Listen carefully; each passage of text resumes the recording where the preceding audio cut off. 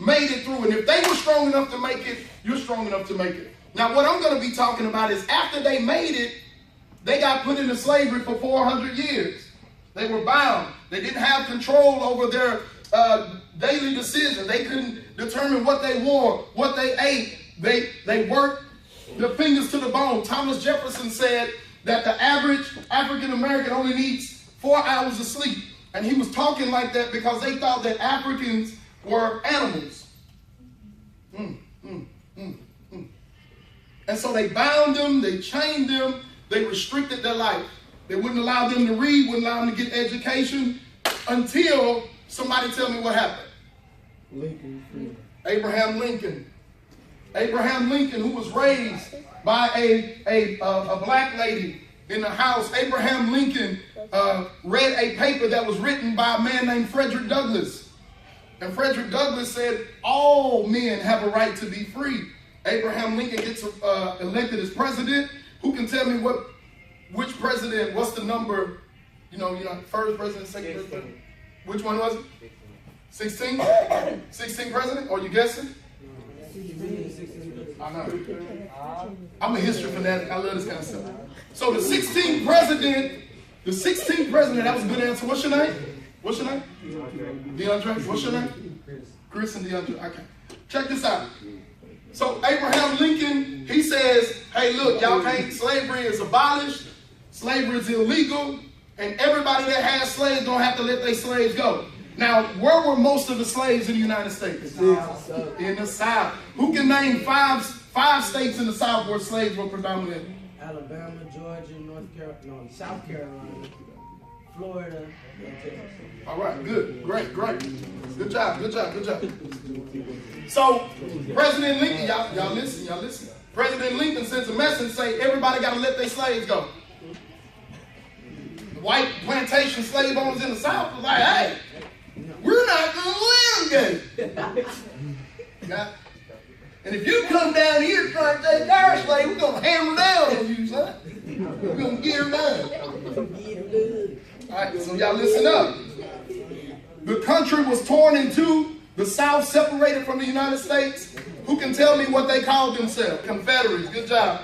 Who can tell me what the North called themselves? Union. Great, man. Y'all awesome. Good job. I love that. All right, so check this out. They start fighting. The Civil War, more people died in the Civil War than any other war in the history of the United States. Hey. All right? Millions of people died. Eventually, the North won. Slaves were free to go by law. But after they've been slaves for 400 years, they weren't free in their minds. So they stayed on the plantations. Who can tell me what they called them? Sharecroppers. So they would work the land of the plantation in exchange for food, a place to stay, not really a lot of money, but they didn't know what else to do because even though they were free legally, Reagan, in their minds, they weren't free. In their bodies, they weren't free because they'd never been free. Now, in John, the 8th chapter, in the 36th verse, it reads, I'm going to read 34. And Jesus answered them, verily, verily, I say unto you, whosoever committed sin is a servant of sin. And the servant abideth not in the house forever, but the Son abideth forever. If the Son therefore, man, I wish I had time to talk about that. If the Son therefore makes you free, talking about Jesus, if Jesus makes you free, then you are free indeed. Not just in your spirit, but in your mind and your body. Now, the reason why I'm talking about this is because when I deal with teenagers like, yeah, we ain't slaves no more. We free, Black History Month. And we can go to school now. I'm a National Honor Society. I play sport. We free, man. We don't care nothing about no Donald Trump. And so we're enjoying all this freedom that millions of people died for, millions of people fought for, but some of us as teenagers are still slaves in our minds. We're still slaves to old relationships and things that might, y'all gotta pay attention, things that might hold you back. So I want to kick this lesson off with, what do you think has you enslaved? What do you think has you bound in chains. Me and Jocelyn was just talking out there while y'all was scarfing down gumbo. And Jocelyn told me there's some friends that she's letting go this year because they are like chains.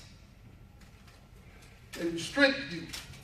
They hold you back, hold you down. What is it that's going on in your life that might be restricting you from being the best you can be?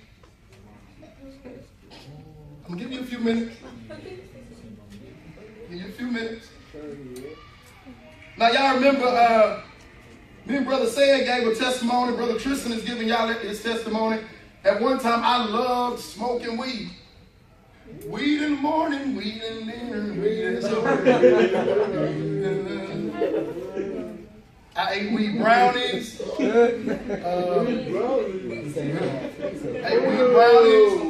We put cough syrup on weed to make it burn. So any kind of way you can have weed, we had it.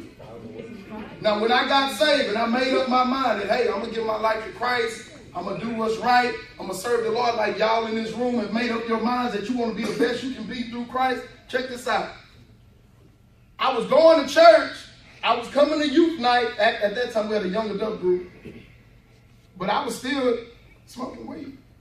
This was like 20 years ago. Still smoking. Leaving church. And leaving Kirbyville, where my dad's church was, and on the way home, that was a good word. The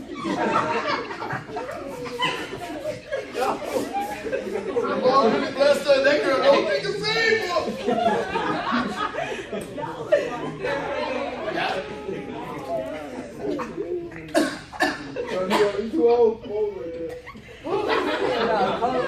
Now listen. I was going to church, I was going to Bible study, but I still had something that I was struggling with. I had that one habit that I needed to get free from. This is where a lot of young people get discouraged. Brother Jeremy, I'm trying, man. Okay, right, Brother Jeremy. I have this cute boyfriend, right? Oh, and he comes to my house, and I mean, we be kissing and touching and stuff, but one more time, I'm gonna send you out. We be kissing and touching and stuff, and like before I start coming to Fat House, I'm not a virgin, that's a but now I'm coming to Fat House and I'm trying to do right, I'm trying to live right. But I kind of like when we,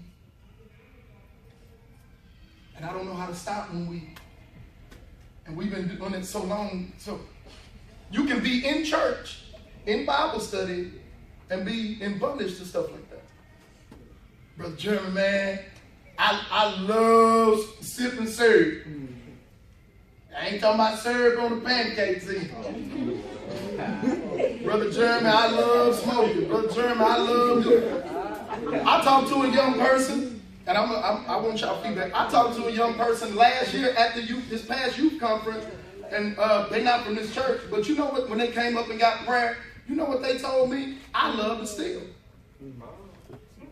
And so right before I was getting ready to lay hands, I said, what? You know, I'm thinking I'm about to, right now, Lord, in the name, you know, I'm going to do some real church stuff, you know. But they was like, well, no, I just like to steal. It was a habit. Y'all don't know nobody, they call them boosters that love to steal. Be stealing stuff, they don't even need it. They walk up on John and be like, you need a pen? Sure, I don't need a pen. Well, I stole it anyway. Right now in this room, if we were to be honest with ourselves, and I want to give y'all the opportunity. If there's somebody in here that wants to, if the Son has made you free, and when you get saved, that's basically what's happening. You're being set free spiritually, but guess what? You have to set your own self free mentally. You have to break your old habits, and Jesus will help you. See, look at what he says. Who the Son has made free is really free indeed. In other words, once you get Jesus Christ in your life, then there is nothing in heaven, in the earth, underneath the earth. There's no devil, no person, no legislation. Donald Trump, nobody can stop you from getting free. Because Jesus is on your side. Jesus got your back. How many of y'all have actually asked Jesus to help you? What do you mean? Sexual proclivities, sexual addictions. He helped some of us with stealing, sticky fingers. He's helped. So if he helped you in one area, then why don't you ask him to help you in other areas? Yes, sir. Cash. My brother says, we asking God to bless us, strong. You ask the Lord, help me, bless me. And then you got one hand tied up. So this is what we're going to do. Y'all friends, right? So Cash is going to be Jesus. Sam is going to represent Fat House. Every young person in this room. They're not dropping. The first step to getting free in whatever you're dealing with is that you're going to have to trust Jesus. It ain't no kind of way to fix it up. I can't pretty it up. As a young person, you're going to have to be able to say, Jesus, I need you to help me. Because that's where your help begins. Y'all got it? All right. How much confidence do you have in Cash?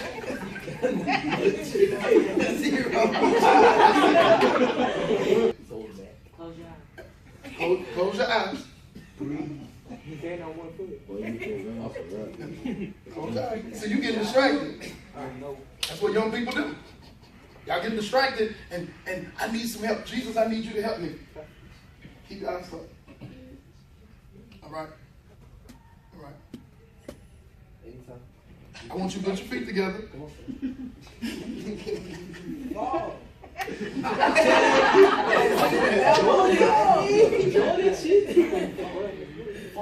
And I want you to, when I count to 3, I don't want you to step back. I want you on your heels, and I want you to fall straight back. Step back to the wall. All right? 1.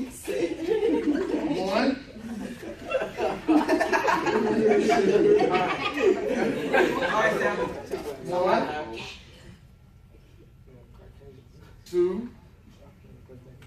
3.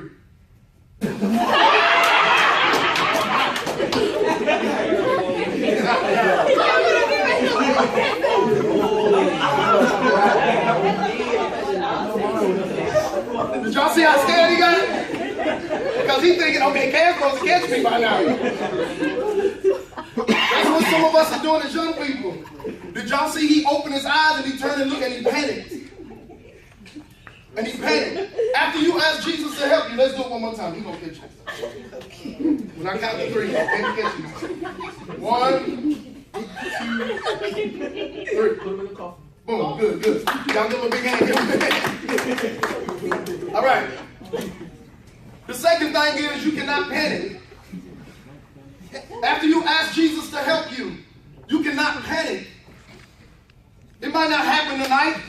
It might not be immediate help. I'm going to just use cigarette. Let's just say Strong likes smoking cigarettes. And he's a superstar athlete at Westbrook. Look at that. And Strong like, yeah, at football practice. So I was talking to the coach, right? Strong, you can't smoke on the campus. Let's just say Brother Strong wants to get rid of that habit. When he leaves you flight tonight, just because he still has the urge to want to smoke the cigarette does not mean Jesus is not going to help him. There's no need for him to panic. There's no need for him to give up because it didn't happen immediately. Because for you to get free is a process. The Civil War lasted how many years? Somebody look it up. 4 years. It lasted 4 years. For slaves to get free took a 4-year process. A 4-year process. But every day, a war was fought. Every day a battle was fought. How many of y'all ever heard that scripture about put on the whole armor of God? Y'all heard, who can tell me where it's at? This addiction, my body's out of control. I'm a teenager. My hormones are raging, and I know I really ain't supposed to be grooving like this. I really ain't supposed to be making moves like this. But then I'm listening to DJ Luke Nasty talking about I ain't had up. You know what I mean? When I get there, I'm gonna get it. I'm gonna get it.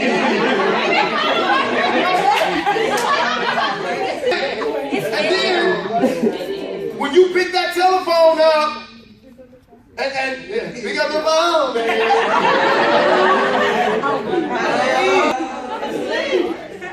Y'all see what I mean? So how can you break something when that's what you're filling yourself up on? So this is how I broke my weed habit. Number one, I noticed whenever I smoke weed, I like listening to Screw. I got it. June 27th. Automatic. I'm just like, this is some great music.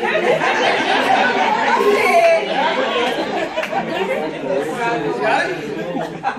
And then I used to listen to, but mainly it was Screw. You know, Big Pokey, Fat Pat, the whole screwed up clip. So, let me tell you what I did. One night coming from church, I heard a message like this. I'm like, you know what, man? Number one, I'm calling myself a Christian. I don't need to be smoking weed. Number two, I'm riding around with weed in my truck. And here I am, just left church. What if I get pulled over for taillight being out or something? Now I got weed in my truck. Now I'm going to get locked up. All right. So, I took my DJ Screw tapes and threw them out the window. and you see how Lord looked at me? That's how I felt. I felt like I had just sinned. I felt like I had sinned against God. The DJ Screw. Jesus of DJ Screw. I was like, so what I did. My best friends, Mardi Gras, Carry On, DY, they wasn't going to church. They in church now. But at that time, they wasn't going to church. And so check this out. For 2 weeks, going on 3 weeks, I would pass by their house, toot the horn, wouldn't go to their house. Because I know, as soon as I knock on the door, they're going to be like, what's up? And they're going to pass me the sweet. I had to quit going to the places where the thing that existed that was holding me in chains. What do you spend the night on the weekend? What do you hang out with on the weekend? If Strong is trying to quit smoking cigarettes, he's not going to hang out with people all weekend that smoke cigarettes. And so I might not need to go spend the night at my homegirl house because I know her mama worked the night shift and we finna have some dudes over and I already know what's finna happen. See, if I'm trying to break that habit, I got to break my routine. Y'all got it? That's the hardest thing to do, Brother Jeremy. Jesus gonna help you. But what about this? What about when your friends, your boyfriend, your girlfriend, your crew, they start saying, Jocelyn, you acting funny. But you love them. They your squad, they your people. What you gonna do? What you gonna do? And though is that Jesus is going to help you get free. Who Jesus makes free, you're free indeed. You can't get free from nothing without him. So that means everybody in this room, I hope, but at some point you need to accept Jesus Christ into your heart as your Lord and your Savior. If you don't know how to do that or you need some help doing that, I can help you, Brother Seg, and help Brother Tristan can help you. And you can do that tonight before you leave here. Well, Brother Jeremy, I think I'm still kind of saved. I made some mistakes. Just because you made a mistake don't mean you're not saved. What that means is the mistake you made isn't identifying what you need Jesus to help you with. Man, that makes a lot of sense. Lord, I need you to help me with this. Another thing I want to tell teenagers, nobody's perfect. Nobody's perfect. We're all striving for perfection.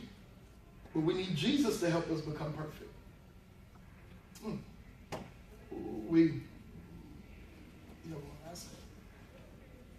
But you got to want it. You can't come here and hear this word and hear what we're going to be teaching.